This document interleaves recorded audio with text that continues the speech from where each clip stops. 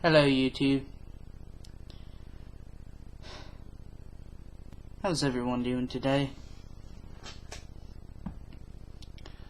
I am doing pretty good. I've had a pretty good day, honestly.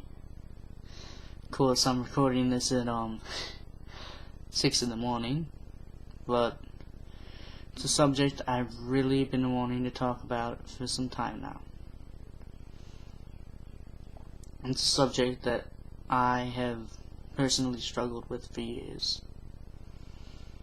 Well, at least 2 years. And hello.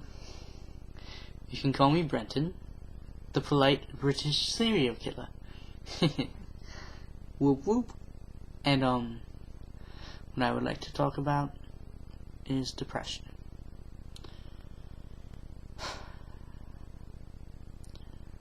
For those of you that don't see it the way us people that have depression do, you can't always just tell a stab a brighter day. That's not just how it works. I'm sorry, but it's not. But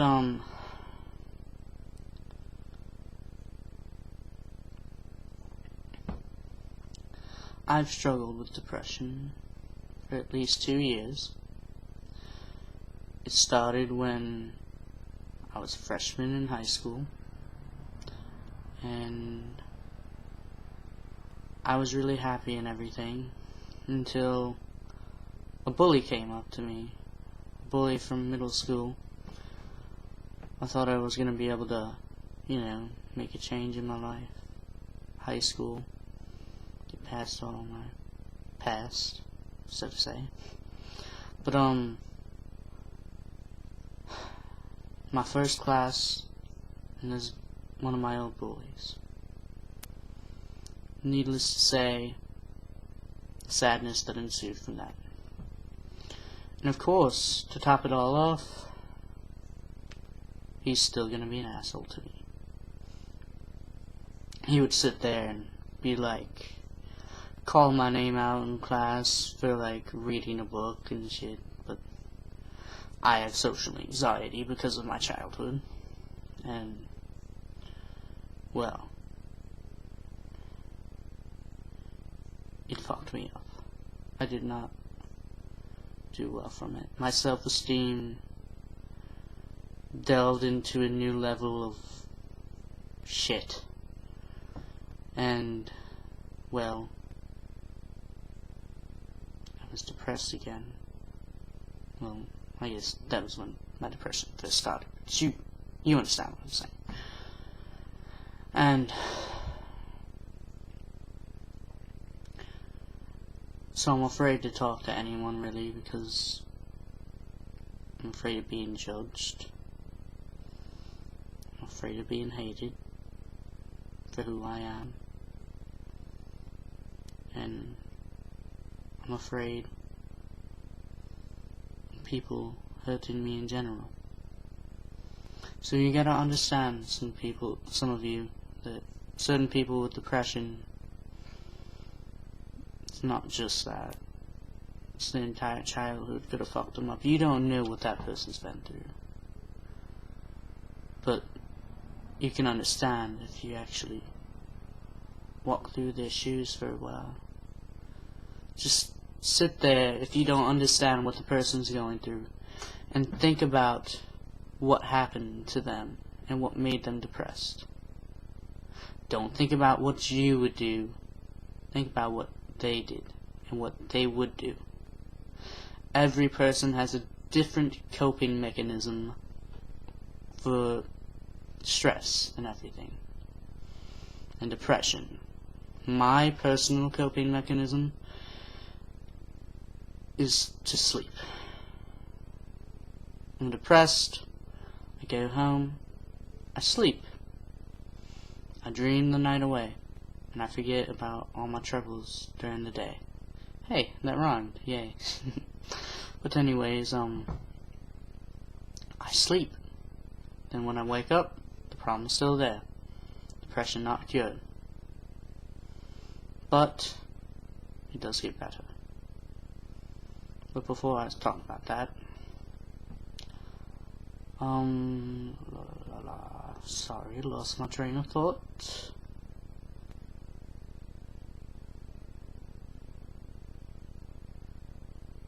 Oh yes, sorry. I forget things a lot.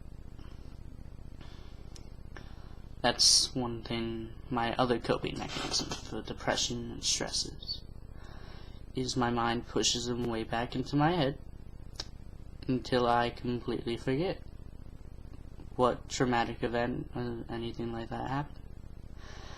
And then I also had post-traumatic stress disorder. Aren't I just a lovely bunch of happiness? Yay. So there could be something random, there could be something little, but there could be something, anything at all, that could trigger my PTSD about my past at any moment. It could be a friend not believing in me of what I plan on doing, or somebody not liking something I wrote and poured my heart into, and that hurts deeply, and it cuts into the old wound of my childhood, when no one gave a fuck about me. I was told to go kill myself, that I was a worthless piece of shit, that I was a waste of air. And do you know why? Because I was a good kid. I was the kind of kid who used to follow all the rules. Mind you, when I was younger, I followed every rule. I didn't think you could break a rule. Nowadays, I don't care for the rules. Fuck the rules. But I'm not here to talk about that. But I was hated because I was smart. Because I was going somewhere. Well, not necessarily, but you know, because I was smart and I did well in school. What kind of a fucked up society do we live in? Why? Why do we make fun of the smart? Why do we make fun of the good people? It's a terrible thing to do. I mean, you can joke. Okay, you can joke, and I won't care. You can joke with me about that shit. But when you're 11, and people mean that, they may regret it later, but that doesn't matter to you. What matters to you, even if you realize it 2 years later, is that it hurt. It hurt to be told to go kill yourself. It hurt to be told you were a worthless piece of shit because you followed the rules and you did well in school. That hurts. And I'd love to prevent that, but sadly that may not be possible. And I may be ridiculed for this video, for being who I am, for being whatever, for being me. And you know what? I don't care. Because what other people think, and if it's negative, I don't care anymore. I've been through moments in my life where I wanted to die. So what you might have to say to me in the comment section that's mean or terrible or just a rude thing in general to say, don't say it. Please. I'm asking you nicely once. Or twice. I don't really care. You can say mean shit, I won't give a fuck, but right now I want to be serious. But if I can find some people that understand the shit I've gone through, then I know that I'll be able to let you all know you're not alone. Into more about my deep spiral into depression. After freshman year, sophomore year, I met a girl that I loved very much. Her name will never be mentioned once, 'cause she backstabbed me. I loved her very much. One of my friends told me about her and said, "Hey, I think you two would get along real well. You're both really mellow." So I went to say hi to her. "Do you want to go to homecoming?" And we went to homecoming together. Well, that was fun. That's also how I got into hats. One of my many, many hobbies. I collect hats and jackets. Each can reflect my own personal mood of the day. But, so on that night, I had fun and everything. Then, after that, we hang out some more. Oh yes, it was raining that night, and I gave him my fedora, my first fedora that I had with feathers, to her in the rain. 'Cause I loved her. And then she had to go home. I grabbed my fedora. I went home too. Talked to her. Kinda. But, after that, we hung out. She came over to my house, and this is where things got worse. She started visiting a lot. Well, I asked her if she wanted to visit, and she came. And back then, I did not think very well. I was a very fucked up person, and I knew she liked to drink. So I asked her, it was a Halloween party, and I asked her, "Do you drink?" She said no, she used to. And I asked her, "Do you want to drink?" She drank. So we drank together in my room. And we kissed a few times. She got on top of me once. And that's where I'd like to forget it all. I'm sorry if I'm too quiet right now. Very sorry. But, after that, she came over a few more times and drank with me. Very, very poor decision on my part. I was stupid. Very stupid. But it's not my fault what happened next. I poured my heart out to her. And told her my life story. And she said she'd be there for me. She said she'd always be there for me. And that she loves me back. And I'd always be able to talk to her. So I did. Little did I know, well, I did know she suffered from depression as well, but apparently when she has an episode of depression, her coping mechanism was to not talk to anyone. So I felt ignored and not loved. No, because she wouldn't talk to me.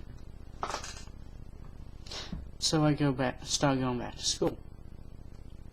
And I'm walking with her in the hallways, holding hands, giving her a hug and kiss when I take her to the bus.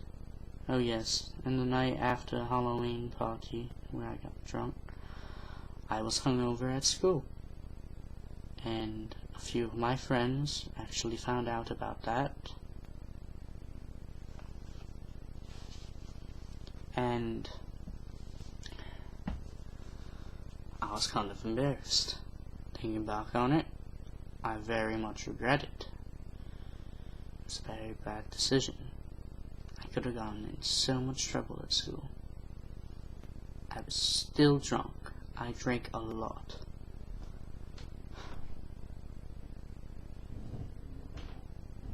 But anyways, she stopped talking to me. She ignored me. Wouldn't answer my texts. Said she wanted to just be left alone. After everything I had just done. I kissed her. I told her I love her. We even talked about getting emancipated together to run away from our lives, because we were depressed. We talked about being together. At one point, we even talked about having sex to have a child, so that we could be together. But I never did that, and I'm very glad I didn't, because I would have regretted it. So, she stops talking to me, and I sit there in my room. I cry for months, and months, and months. Well, I don't know if it was months. My sense of time is a terrible thing, but I cried for weeks, at least a month or two. I'd go to school, wishing everything would be better, knowing it wouldn't. I'd try to talk to her. She wouldn't talk to me. I'd hold back the tears, go into the bathroom and maybe cried once. I'd hold back the tears until I got home. And then I bawled my eyes out for days.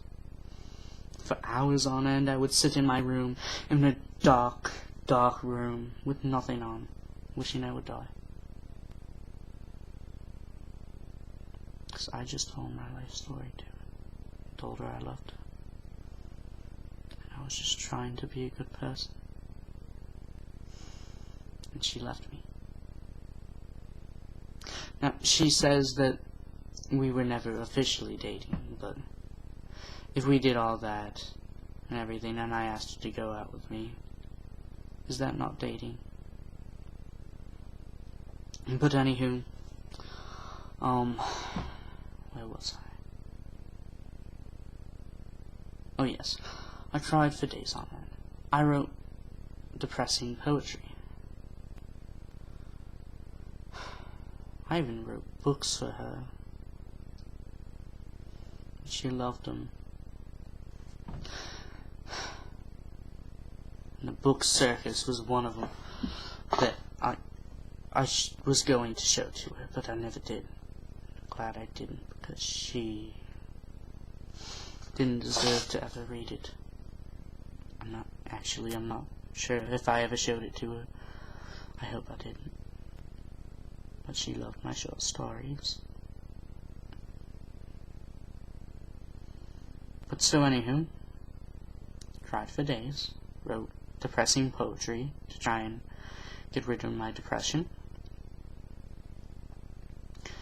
Then thoughts came around, and here comes the heavy topic that I really, really hate: suicide. I wrote a poem called Lost But Not Forgotten, about how I lost her, and I would never forget her. All I wish now is that I could forget that ever happened, and I guess I got that wish, 'cause I shoved it back so far in my memory I can't remember shit. Right now, I'm lucky I remember any of it. In the morning when I wake up, none of it's gonna be there.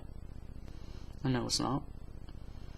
I just have this door open in my mind right now, so I can kind of think freely and remember. But it doesn't always come that easy. It doesn't always come without tears and sobs. I thought about killing myself. I thought about having that as a suicide note, putting it in a locker, going home, slitting my throat, hanging myself, something.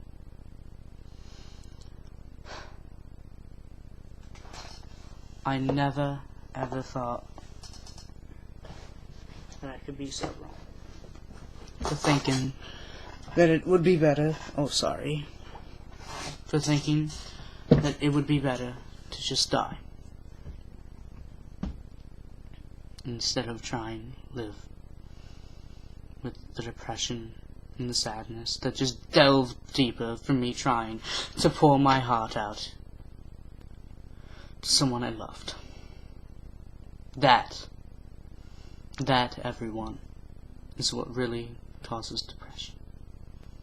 That is what kills. When you do something out of love, and you pour your heart out, and get rejected. I was rejected. I wanted to die, but thankfully, I did not do it. I attempted once. Only once. Thank God. I didn't do any more damage to myself than I did. She got me into metal music,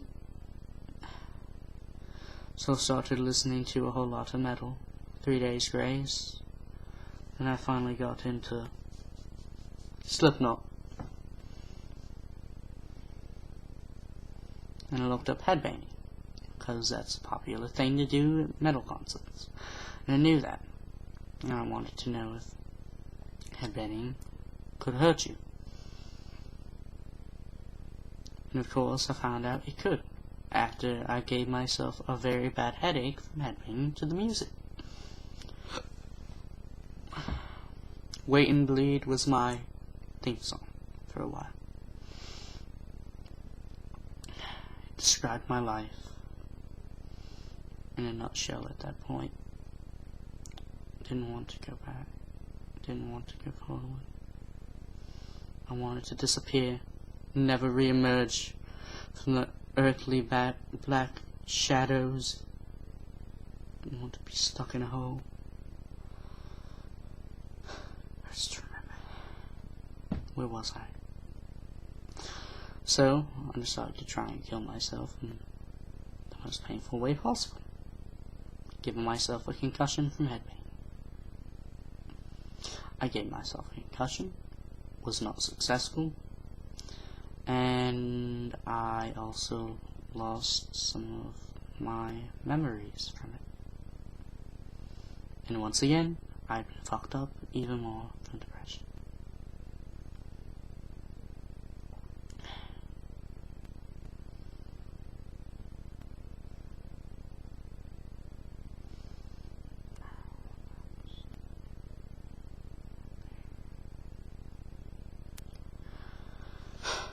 Then, after 2 or 3 months, I finally decided to try and get over her. It was homecoming again, and I thought I should just hang out with all the guys and try and be happy just for a day. Of course, when I got there, all I could think about was her, because it was homecoming. What else am I supposed to think about?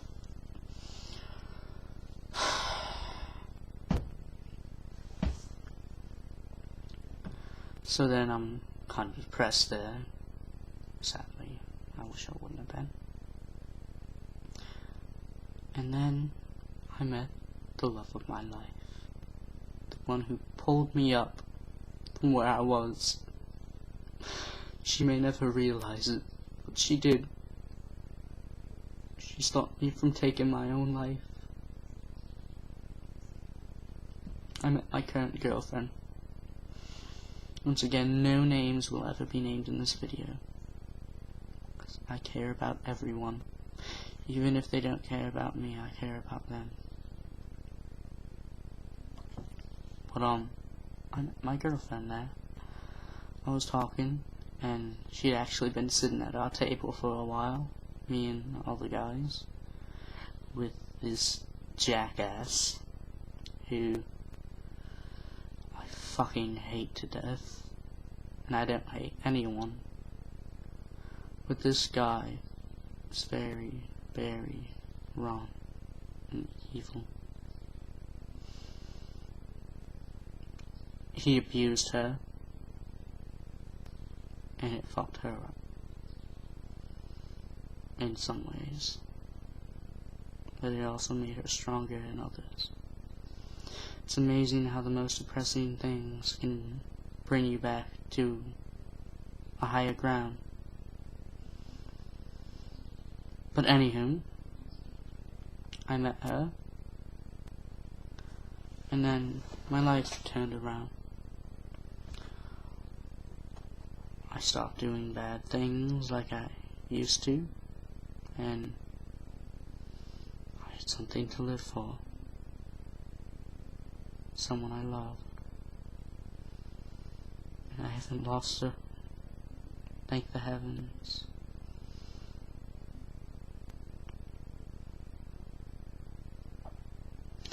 And I might have social anxiety.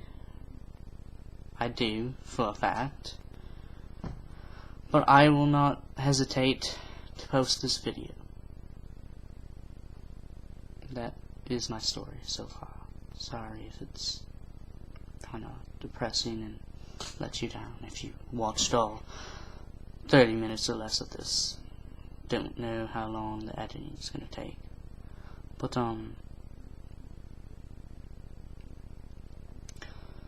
for anyone who's out there and you're depressed and you're watching my video right now, I'm talking to you,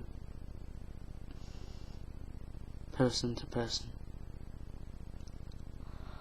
I know what it's like to be depressed. I know what it's like to want to take your own life. I've been to rock bottom and back. I've been to heaven and hell. I know what you've been through, and you are not alone. Never, ever think you are alone. If you ever need someone to talk to,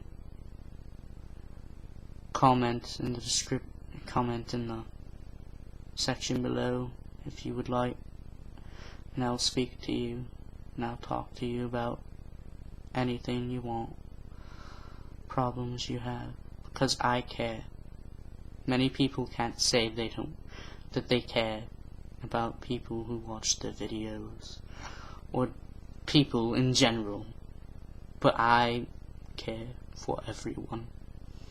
Like I've said before, even if they don't care for me, I care for you. I don't want someone to die. I don't want someone to be depressed. Just know, everything will get better. It may not seem like it in the beginning, but it will. I promise you. And if it doesn't, I'm sorry. I've let you down. But I hope I don't.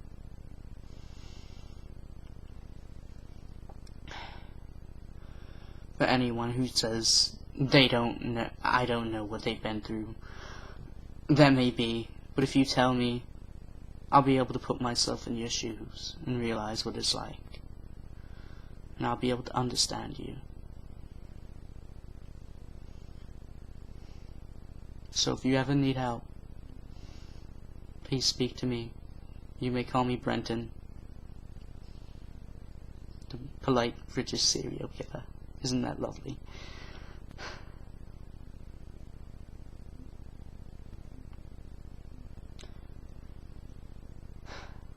Thank you. Here's a shout out to some people on YouTube that have inspired me to do this. What I've been wanting to do for a long time. People who kind of helped supported me. Well, pretty much one person. Thank you. That's helped me in one way or another try and speak about my emotions and what I've been through and everything. A very, very good friend on Omegle. They know who they are.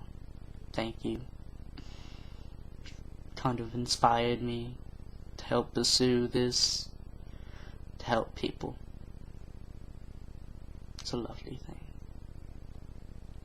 And also thank you to anyone else who's ever posted a video about depression and tried to help. Thank you all. You're all very, very good people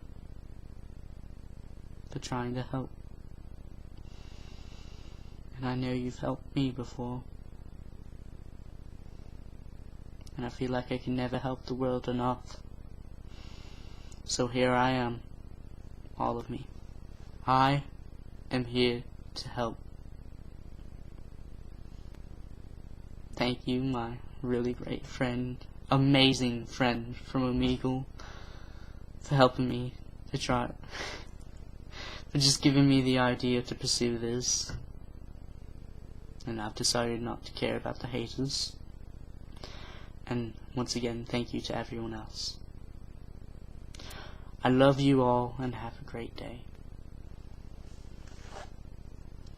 Brenton, the polite serial killer, out. Have a good one.